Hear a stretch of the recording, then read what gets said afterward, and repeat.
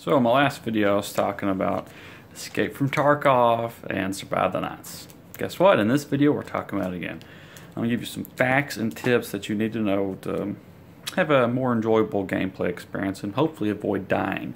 And we'll start right off talking about ammunition. So with escape from Tarkov, knowing the right ammo type for the right gun is especially important. I'll give you an example. For the 9mm.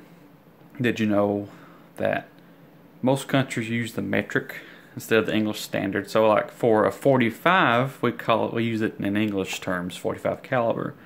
The 9mm is a metric term. Now with say the MP5 or the Beretta, they use the 9x19. That's our 9mm Parabellum. For the Makarov, it uses the 9x18, for example. There's also like a 9x21. I'm not really sure what bullet that goes into. It's probably some kind of Russian bullet, I think. But if you have the wrong ammo type and the wrong gun, it's not going to fire. I've actually had that happen before in Tarkov because they have little details in each ammo, so you must examine your weapons. You must examine your ammo to know what kind it is to what gun. The M4A1 uses a 5.56 by 45 ammunition type. If you don't stick the right ammo in there, you're going to die because by the time you see an enemy, if you don't shoot, you're dead. That's how it works. Escape from Tarkov is a realistic survival game. It's not Call of Duty. This is not Battlefield. If you die, you have permadeath.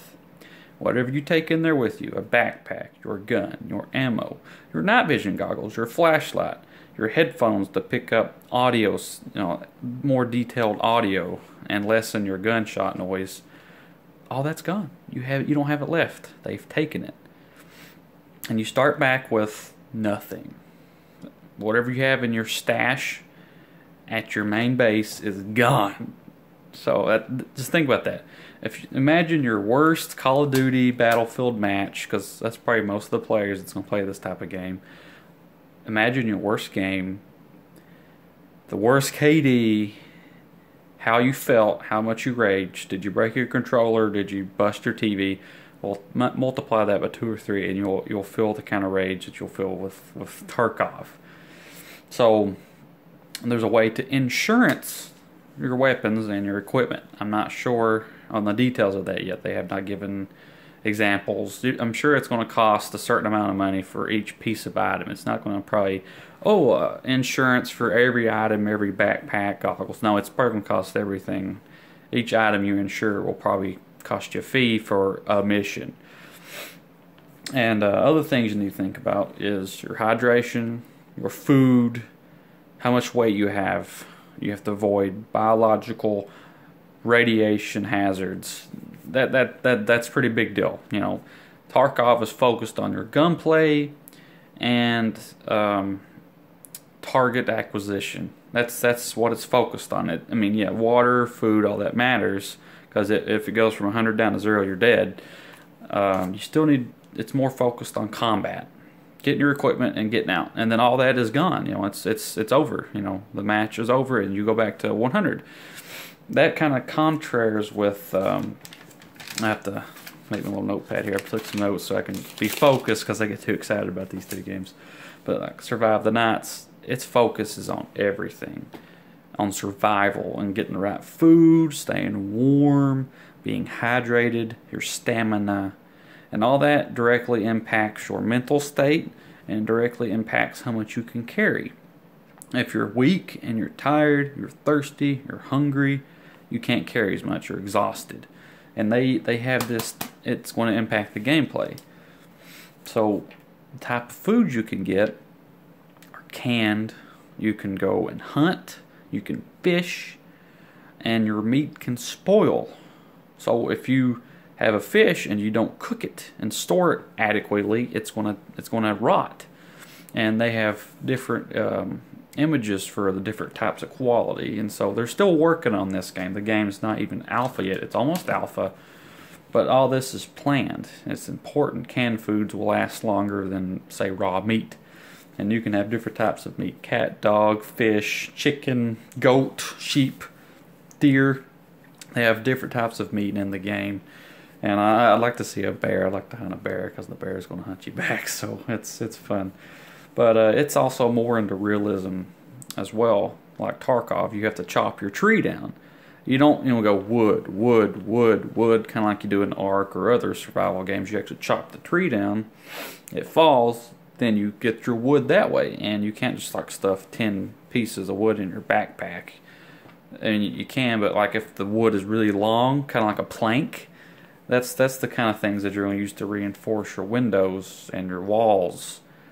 Because that's how the zombies are going to get in. They're going to bust through your window. They're going to climb through the window. So you have to get these big planks, and you can't carry 10 planks in your backpack as the game says. You have to get like a wheelbarrow, or you have to get your truck.